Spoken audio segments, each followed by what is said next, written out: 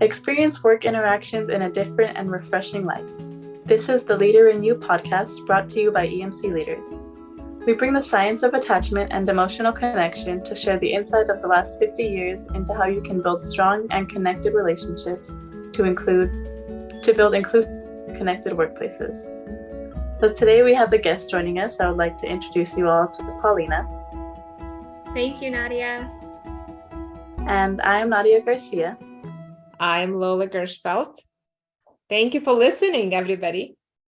Thank you all. We love to have you all here. And so just to get started, have you ever had the feeling that you get into the same kind of conflict over and over again in your interactions with coworkers? Do you feel like you're able to stop the pattern in its tracks and do something better, or do you feel left powerless once the train has left the station? As it turns out, there's one major source of all conflicts in all teams, and today we're going to talk about how to create a positive shift in your interactions at work. In very practical terms, how to recognize and break free of those repetitive patterns when they are happening, and have a helpful hint or two for those who are struggling now.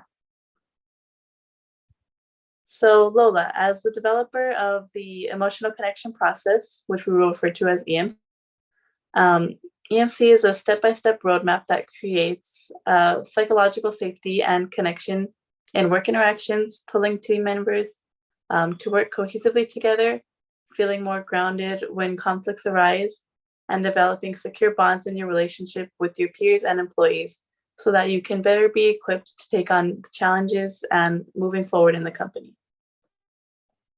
So I think a good place to start would be by sharing just a little bit about how you got the insights that led to develop EMC. What was working and what wasn't working to keep your curiosity going that led you down this path? Well, first of all, I'm very excited that Polina is joining us today, and she's my daughter, and I'm super excited because she has so much experience in emotional connection. So. But it's a great question. Where did I start? I was actually a very young person, very young woman in my career, in the business career, when I first joined this private company board.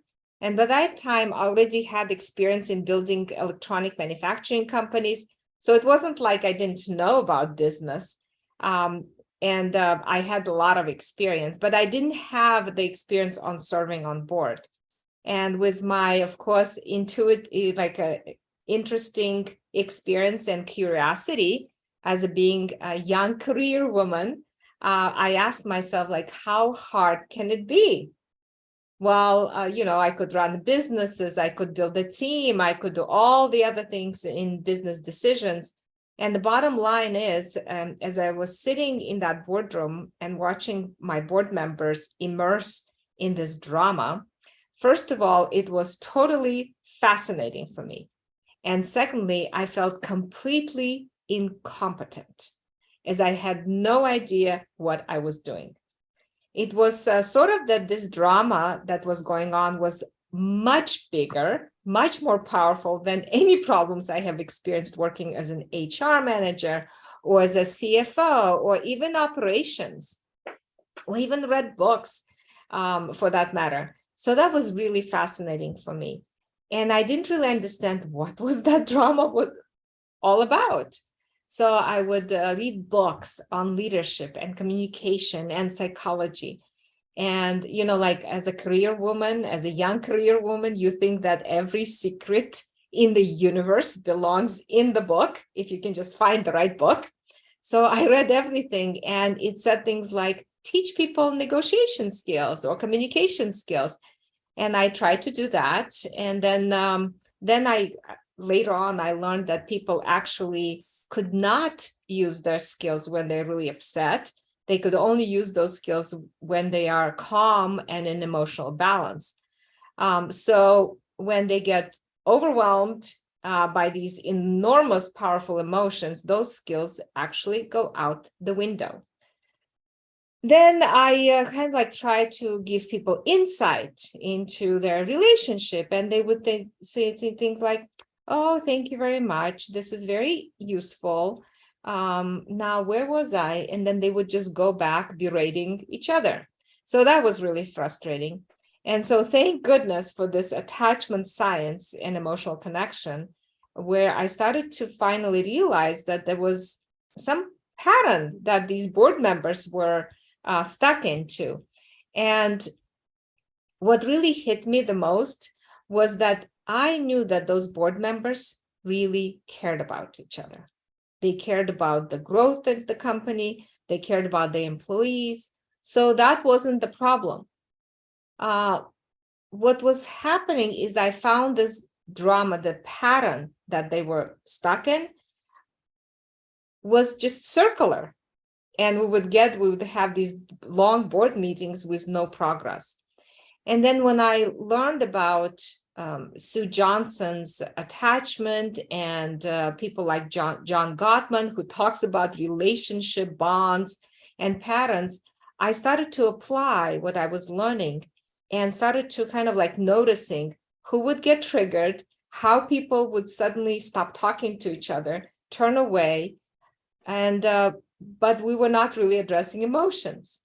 So that's what really started to happen. And when I learned about emotional connection and attachment, I went like fire.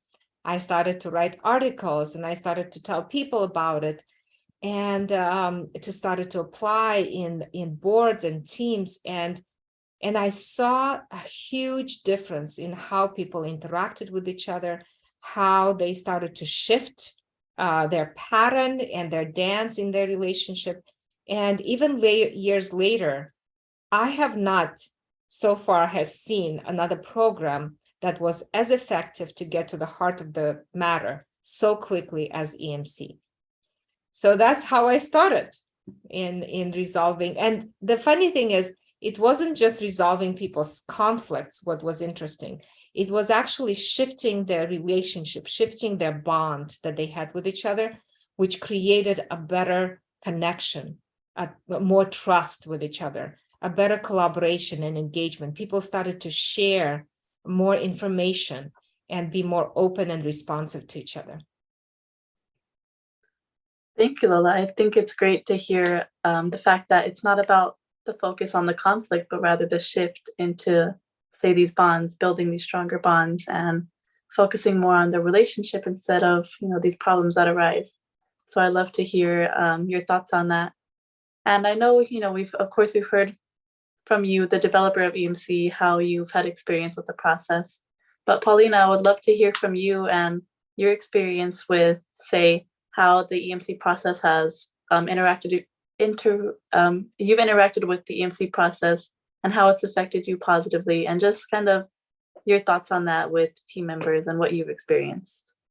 Thank you so much, Nadia. I want to point out how this entire process has been so innovative.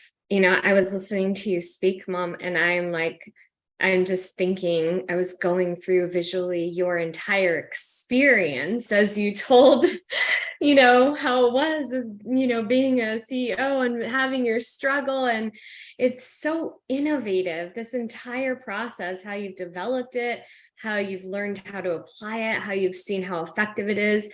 And lucky for me, I got firsthand experience with you to introduce this kind of process into my life, in every aspect of my life, which I found so incredibly powerful and profound. There's nothing like it. We are so quick to shy away from our emotions, especially in the workplace. I've had many business meetings where people have said, let's leave the emotions out of it. Let's stick with the problem or the issue and looking for the solution. But the problem is that every decision we make is driven by our emotions. Every interaction, every connection we have or disconnection, it's driven by those emotions. So when we can't get to the emotion in whatever conversation we're having, in whatever relationship we are in, then it becomes even more difficult. It's like trying to, build a house on a structure that's continuously crumbling, continuously falling apart. So I am just first of all, I was blown away by this once I recognized the value of this work. Because, as the daughter at first, I was like, oh no, I don't know. Actually, I was yes and open to it, but still, I think it was like, I want to just kind of go along and see how it is and work it into my life and my personal life and my business life. And my mom's like, come on, let's go. You can do this. You can get to it. You can just, this is it. I'm telling you. And my mom is so passionate and driven and I think passion is the right word. So for me, it took a little time to really understand and get what this entire process was about, but then to see the effects, to see the results from using this process in all the different relationships, but specifically in work, has been really profound.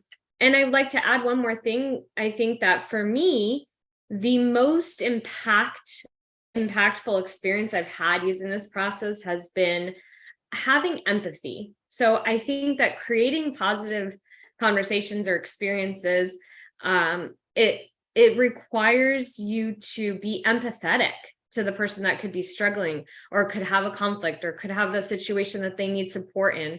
And when we get it, we understand, we have that empathy, it makes for such an incredibly, positive experience, because they feel understood. And when someone feels understood, you can regulate how they're experiencing the conversation or the conflict, and you can help them de-escalate their own emotions. So I think, the most significant aspect of this process for me was really being empathetic and more empathetic to the person, the conversation, and the situation. So it's so exciting. And I'm just like, this is the, Mom, you're the pioneer of this kind of process. I know I think about like hundreds of years from now, when everyone is emotionally connected, it's going to be like Dr. Lola Gershfeld, the pioneer of emotional connection. So I think about all those things and being part of, this kind of, it's a transformational for this entire world. So it's very exciting. Thank you, Polina. Yeah, of course. I couldn't agree more how big of a transformation this could be. Just a huge stepping stone into just creating a different environment in the workplace, just building a whole new, a whole new structure to what it's like to be at work, what it's like to be in the office, or what it's like to work with a team. It's just, I love that you said the word, I love that you used the word innovative, because it's like, I agree. It's just such an innovative process. It's something that I think really has not been done before, and it's just something that was needed. It was necessary. I've just heard too many stories of having negative interactions at work, having just a work environment that was unhealthy and that it's kind of a downer, just didn't make you want to go to work every day. And working with Lola, I've learned this process, and I've learned more about just building these relationships, and I want to go to work. I like working, I love working with Lola and hearing your thoughts and just learning from you. And I just think this process makes a huge difference. And I can't say I'm surprised, Polina, about you growing up with Lola and seeing, how she's developed the process and her attitude and everything, because that's how I've witnessed you talk about EMC. I just so much passion, and I think that's what makes the process so big and so innovative, is the passion that you have for it. Because I don't think that you could have made it this far, and I don't think it would go much further if you didn't have that strong desire. So I love that about you. I love to hear how much it means to you and how important it is. I think that makes all the difference. I feel like the EMC process is like the missing piece, it's like the missing link. Yeah. Even Exactly. in some movies that I've watched where it's there's so much conflict, and it's like they're looking for the, like, you have EMC and you're like, Yeah, exactly. Just once EMC is there, once it's present, then it's just wow. What a difference. Exactly. And so I'd love to hear what's actually possible in team interactions using this approach. Well, what we really understood from all the science and research that has been published is that even though you have had negative interactions in your experience, and even though maybe you're experiencing conflicts right now, where you're not working well as a team together, or as a company, you experience like there's a culture that is really hard to deal with, you can learn to understand this phenomena called emotional connection. And you can learn to see the patterns of it, how you guys move together and how you trigger each other, step on each other's toes, put each other's off balance. And you can learn how to help each other in moments of those emotional disconnections, when your brain kind of like freaks out and says, oh my gosh, you're all alone. This person doesn't really care about you. So you can help each other to balance each other. And when you lose that connection, you know how to regain your connection so you can continue to build that secure bond. You know, John Bowlby, who is the father of attachment, and I can't say enough of the work that he has done so incredibly and also innovative and transformational, is that emotional connection is our ancient wired-in survival code. Survival code. I want to say that again, because it is really keeps us, the people that we depend on, close to us because of our survival. And we need to know that it's not about sentimentality or about feeling weak. It's about your mammalian brain that codes the drama when you did get disconnected in terms of life and death. So period. So when people get angry or devastated or afraid, and why they get triggered, because your mammalian brain says this drama is in fact about life and death. So even though we have this very primitive way to respond to these disconnections, we can learn to slow down our emotions. And we can say something like, at the end of EMC, people say something like, uh-oh, we are caught in that thing again. We are caught in this negative cycle where I can't seem to connect with you. And I get upset and I start to feel like maybe I'm not important to you. And so you start to poke me. And when you poke me, I get scared and I run away. So they start to see what they do in those moments when they get disconnected. And so the other person can maybe say, oh yeah, you're right, I just want to run. And I know when I'm starting to run, you start to get, again, more upset. And when I shut down, you get more anxious. So maybe we should just slow it down. Maybe we can just get a cup of coffee or tea, and then we can talk to, somebody who knows the EMC process to help us to reconnect. And people create names for it. They say, oh, we get caught in this tornado, or we get caught in the spiral, or we get caught in the nothing. So people can actually recognize the emotional disconnection that is happening for them in those moments and slow it down to step out of those negative cycles and help each other to reconnect. I was working on a new training that we're creating. And I was paying attention to how important it is for us to really pay attention to the small disconnects. People say, oh, it's no big deal. Let's just not talk about it. But actually, those small disconnects accumulate. And the small disconnect becomes bigger disconnects. And then we actually get stuck. So people can learn, you can learn how to have these bonding conversations or connecting conversations to repair those little small disconnects, so you can get the message clear and really get the sense that that person does care about you.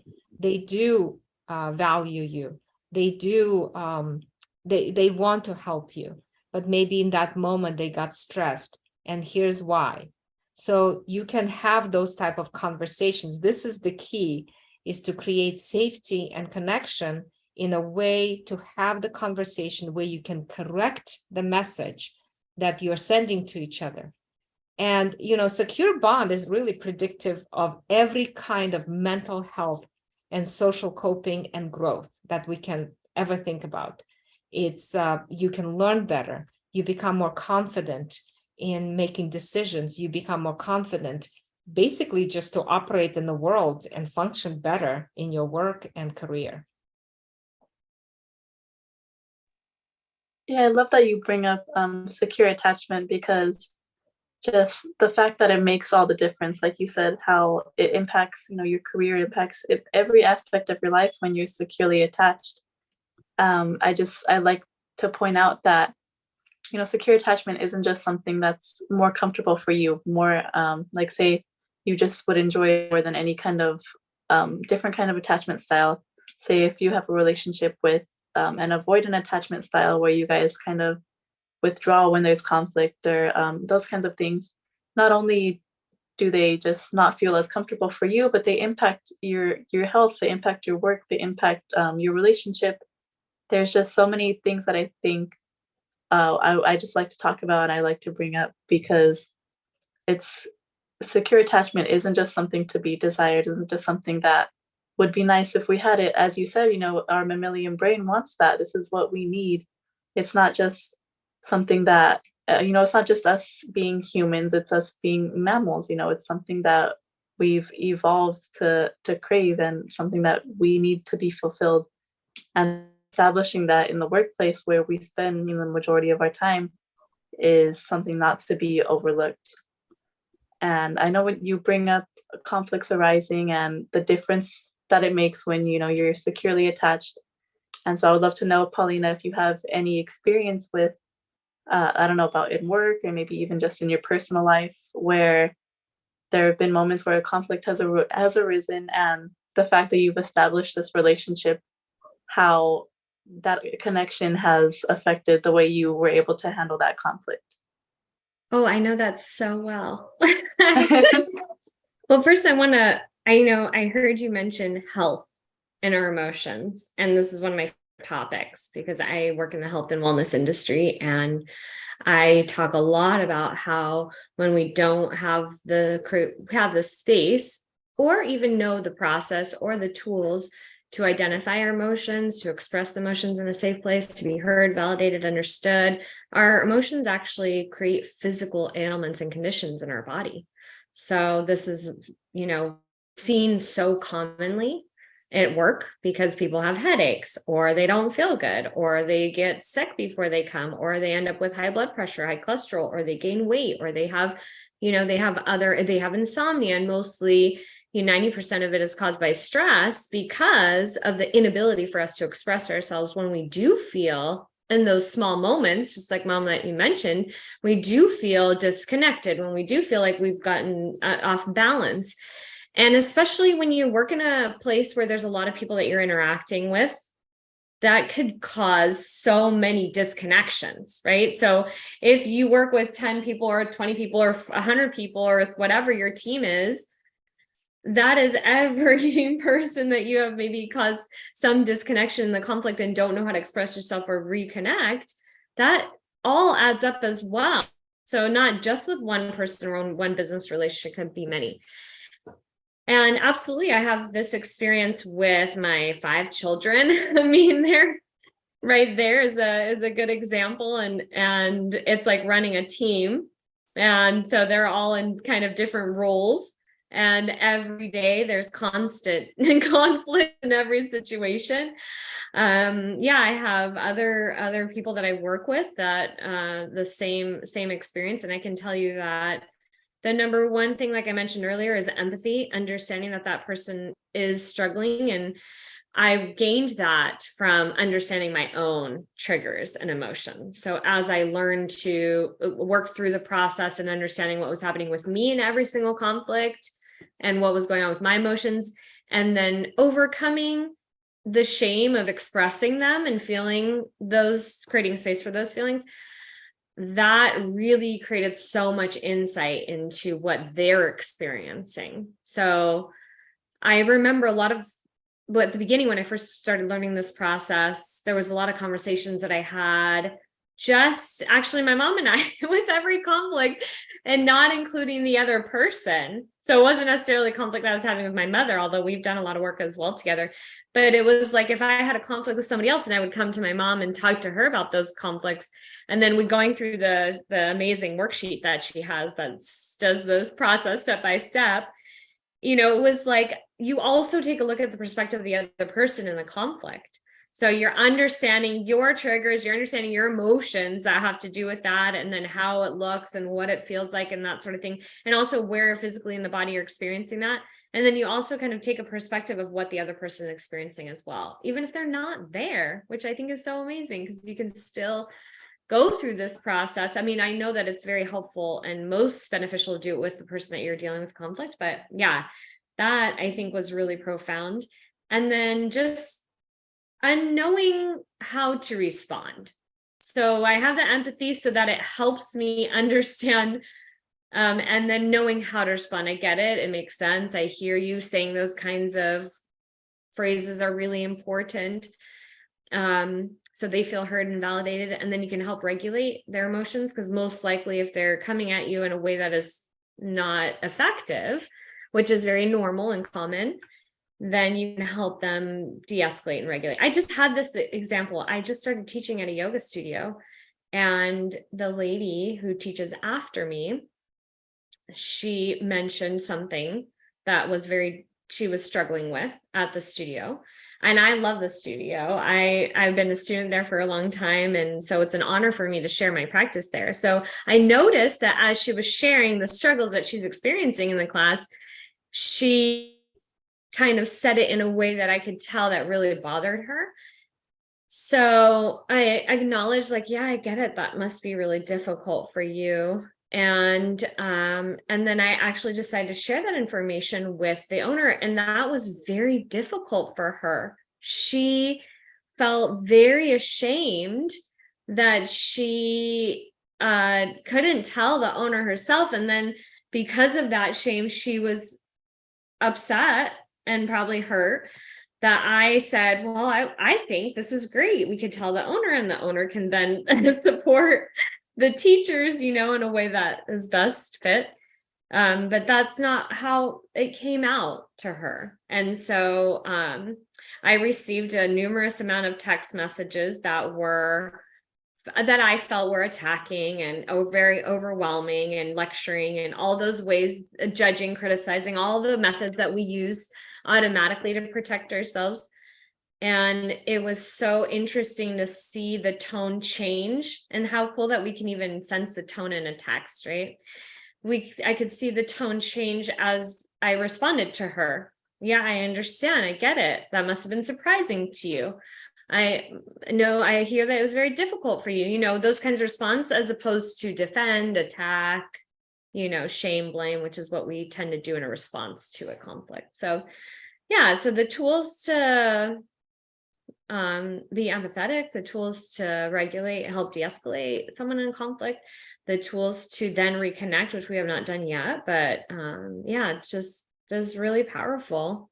And also I noticed it didn't affect me. So before I learned the process, everything was like a big deal. It was like, oh my God, if someone made some sort of comment to me or complained or, attacked me in some way where I felt threatened, I would like retreat. I'm like a professional withdrawer, I like to say. But then after using the process, it's like I'm a recovering withdrawer now.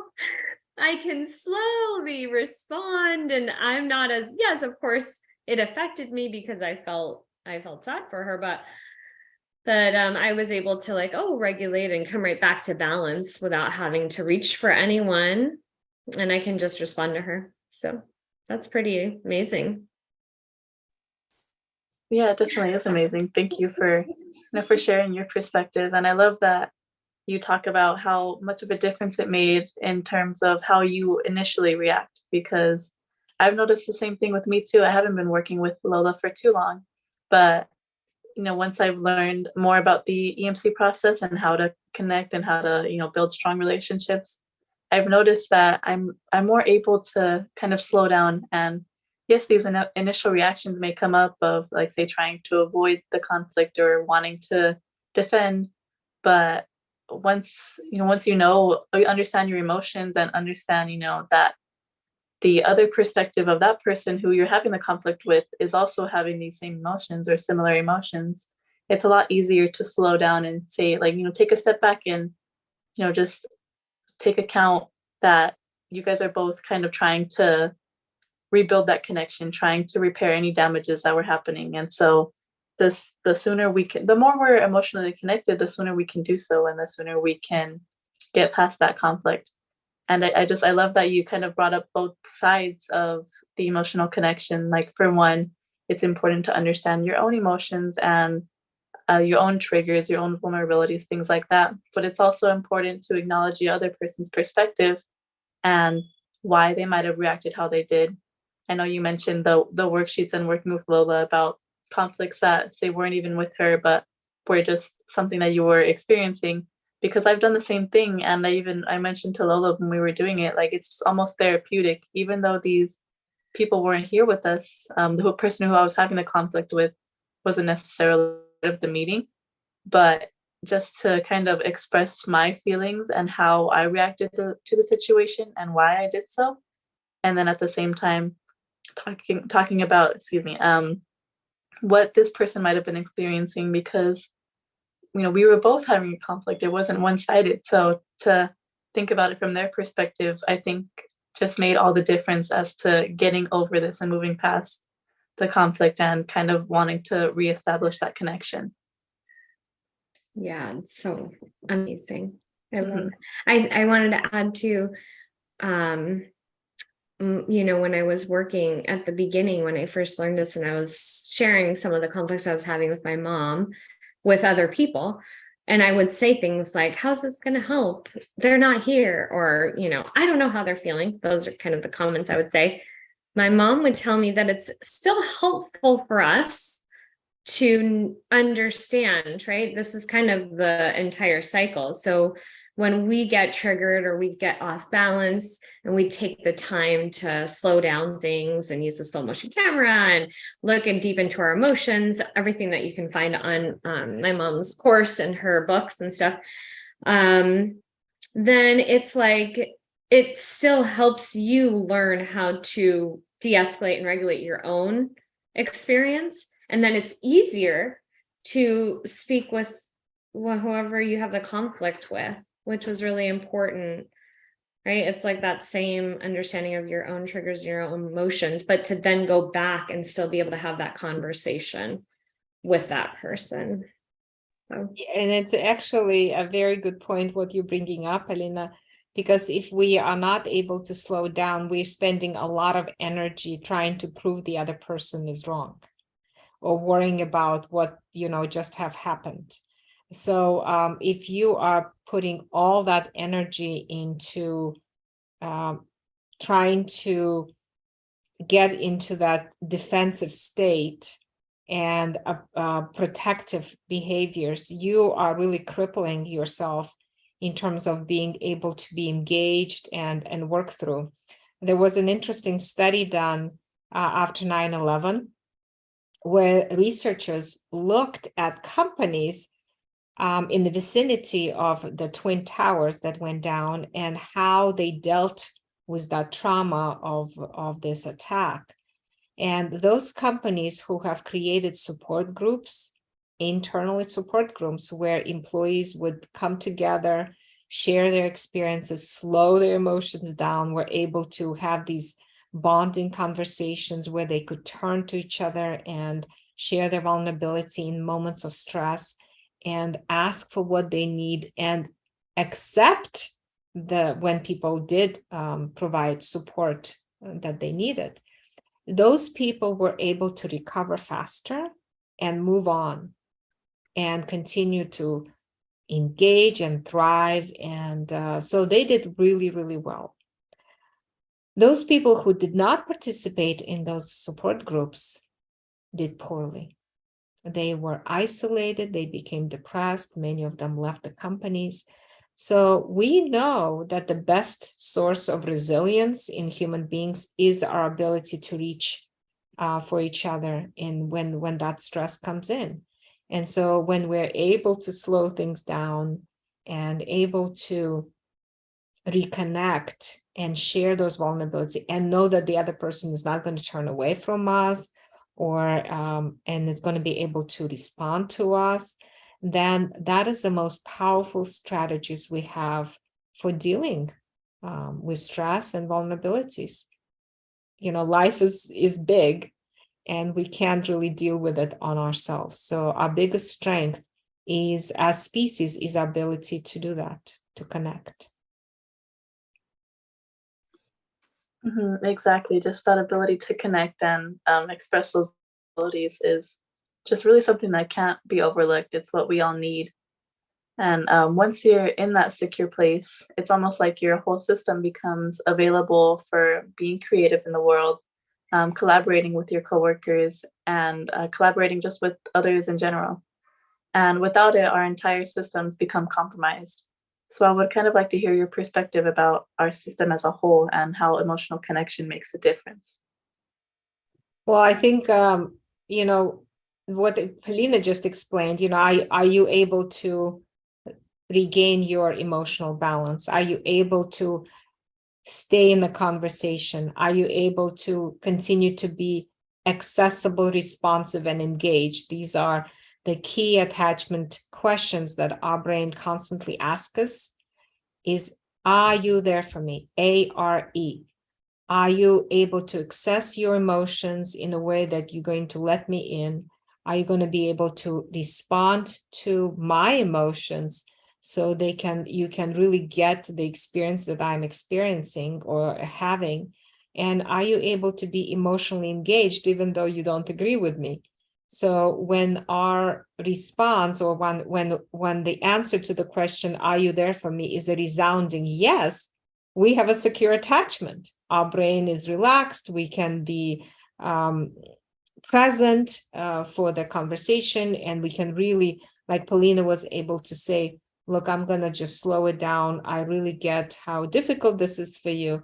By just responding, knowing the responses that she has learned, she's able to maintain her emotional balance and then co-regulate the other person's emotional balance in a way that it de-escalates them and brings them back to have their emotions kind of calm down. So the prefrontal cortex, the place where all the logic happens, can be activated. And I think this is key for our wealth and for our health. I mean, is to be able to know how to regain our balance and then help the other person to get back to their balance, so we can continue to explore options. We can continue to build on the ideas that we have. That, I think, that is our health. And I just love that we're, bringing up the topic of health and how, this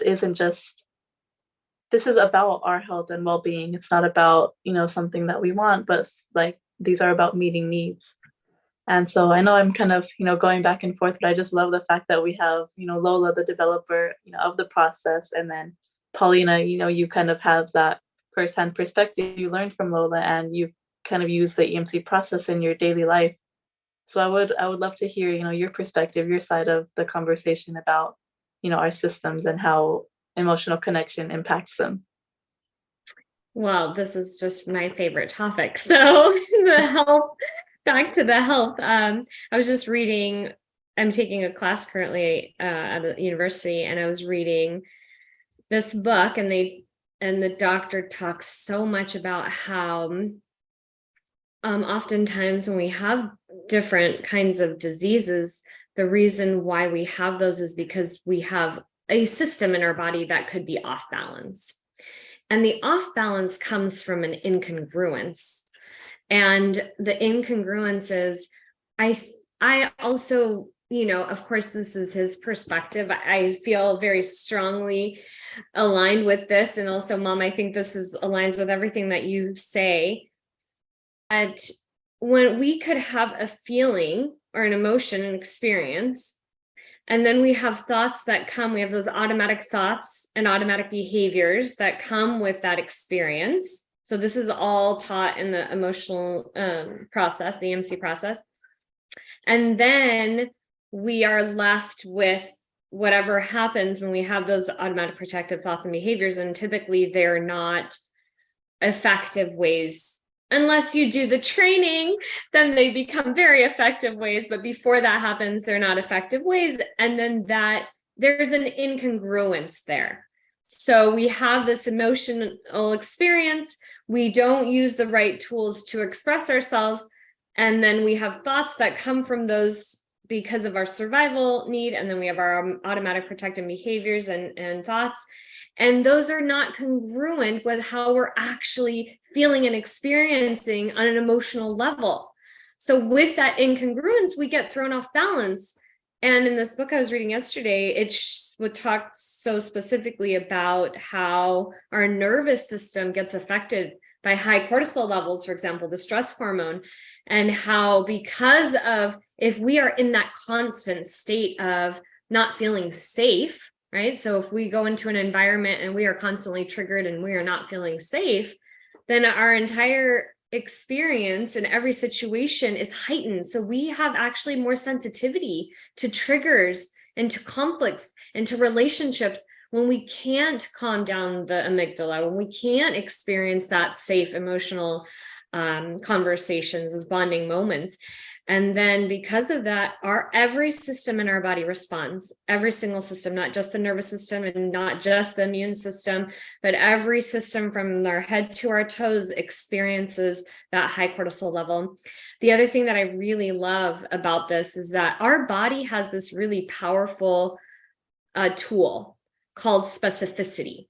So if something happens in our system, our body knows if there is a specific hormone that needs to be released in that specific area of the body, our body knows to do that in order to help rebalance the system. And what I love about the EMC process is that the amygdala, and that's the part of the brain that senses whether we are safe or we are not safe. If we're in danger, it gives us like those red flags. The amygdala allows our system to lower the cortisol levels and to feel calm and relaxed. If that amygdala is feeling safe, and if it's a resounding yes to those questions my mom was saying earlier, and it can specifically take that calm effect on the entire body. But if something is thrown off balance and we don't have that ability to regulate our emotions and to calm ourselves down and use the process to really create that space, then our body will respond to that specific area of the system and try to work on lowering cortisol levels and lowering inflammatory responses in that specific area. Or it will go to another specific area, or it will go to another specific area. And because of that comes health issues and diseases and ailments and conditions. But when we take a look at the understanding of how powerful our emotions are, and we can help regulate that part of our body that actually sends signals to the entire system about feeling calm and feeling stress-free and feeling safe, then we don't have that automatic response from our body. So it's really, really, really amazing to see. And, just we can sense so many things. We can just sense when we're excited. We can sense when we're angry. We can sense when we feel hurt. Those come out physically. And I don't think that people realize or recognize, maybe now after this podcast, but they will realize or recognize the power of our emotions in a physical, translation of that and health wise. So yeah, that's so amazing. Polina, you reminded me, I was listening to another podcast and the host was saying, when emotions start, the body presses record. Yes. Oh, and you just reminded me of this other quote. The doctor said, emotions are more contagious than a virus or bacteria. Oh, that is amazing. That's great. That's a quote, right? You don't even have to hear or listen to someone. You could just see it in their face. You could feel it, the energetic field. We could feel it. It's like when someone says you can cut tension with scissors in the room, right? Yeah. You can pretend like everything's fine, but you feel the emotion in the experience. Mm-hmm. Yes, exactly. And I just love that you love to talk about the health aspect of, the emotional connection, because I don't think I hear much about how it affects you physically. I know I can acknowledge the fact that, say, emotional disconnections and just having those conflicts affect, you physically, but at the same time, hearing the specifics and just hearing, how both of you talked about how, well, I guess like how emotions are contagious, and just how even seeing any kind of disconnection in someone's physical attributes, like say facial expressions, body language, things like that, it has an effect on you. And I know, the EMC process has a lot to do with empathy. And so when we talk about how emotions are contagious and just how, say, I love you mentioned that when emotions start, the body hits record. Just the fact that, how do I guess, excuse me, I don't know how to really say, but just this physical reaction, how it makes all the difference, not only with ourselves, but just in the person who we're interacting with.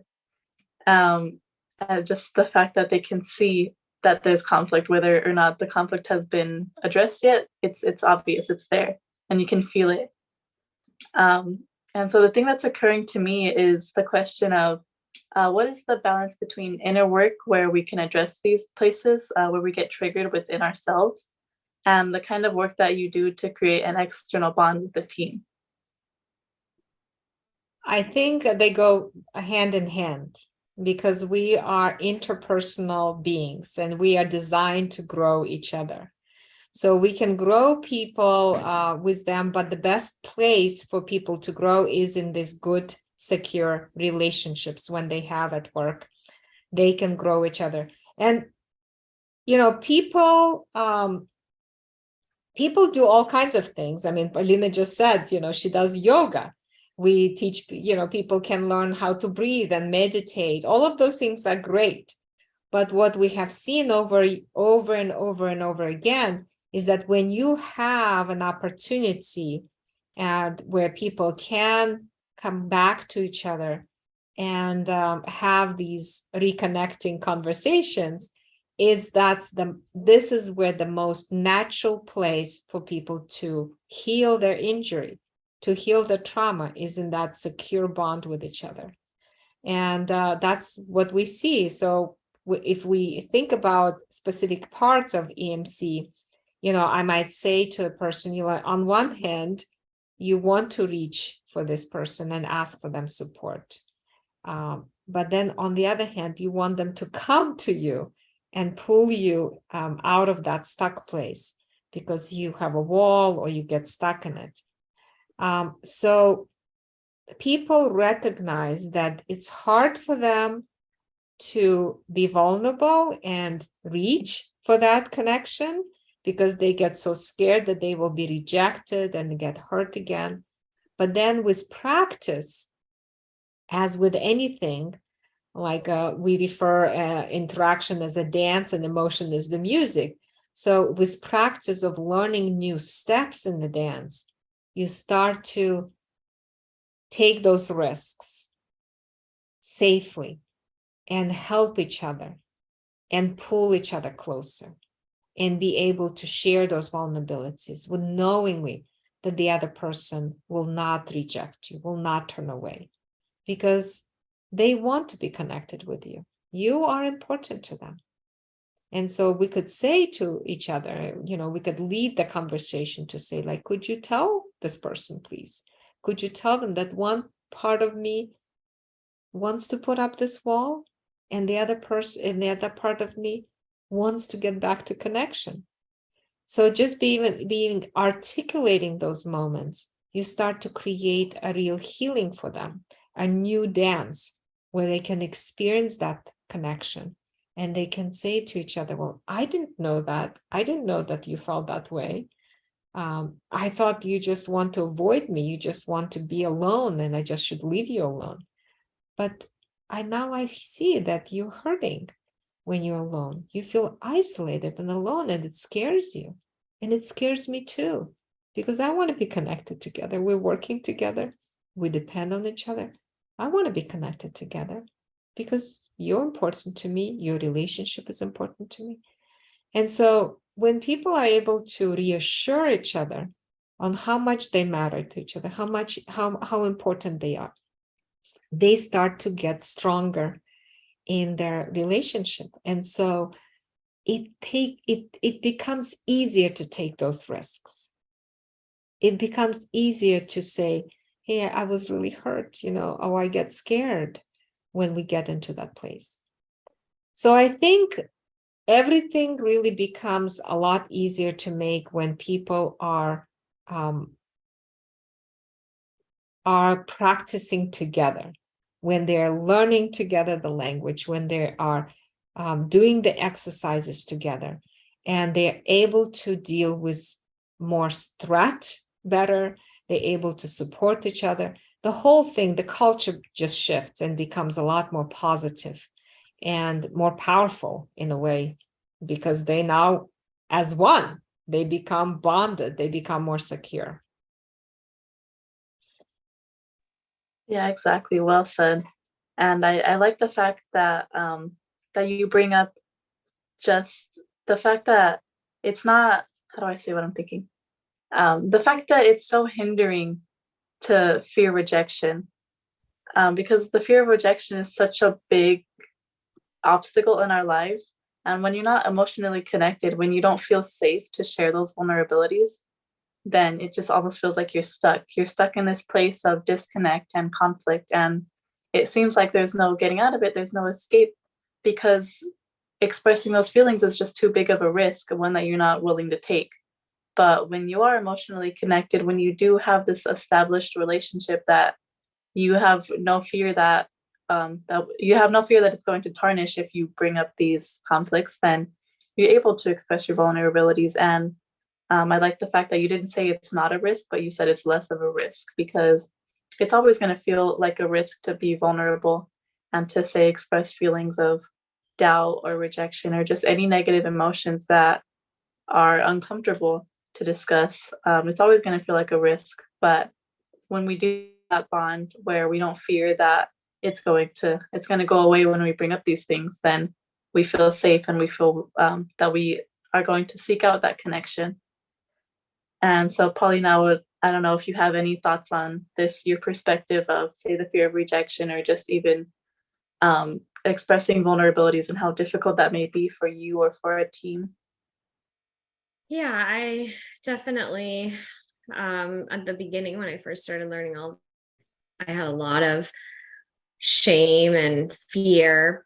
I agree that working with people and teams and partnerships and other relationships is really important, and it makes a big difference in your growth. And also, I spent a good 5 months in one training program, and then 4 months, I remember I was doing this process like 5 days a week for an hour every single day for 4 months straight. So one was myself, and then with each of my children, and then with my mom. And, I think that, yeah, it did definitely helped when I was able to work through my own triggers and patterns from my childhood, and it helped me feel more confident in expressing my feelings and wasn't as ashamed. Shame was a really big emotion that I experienced a lot. It was like my primary emotion in a lot of my patterns and relationships. So that was a big deal for me.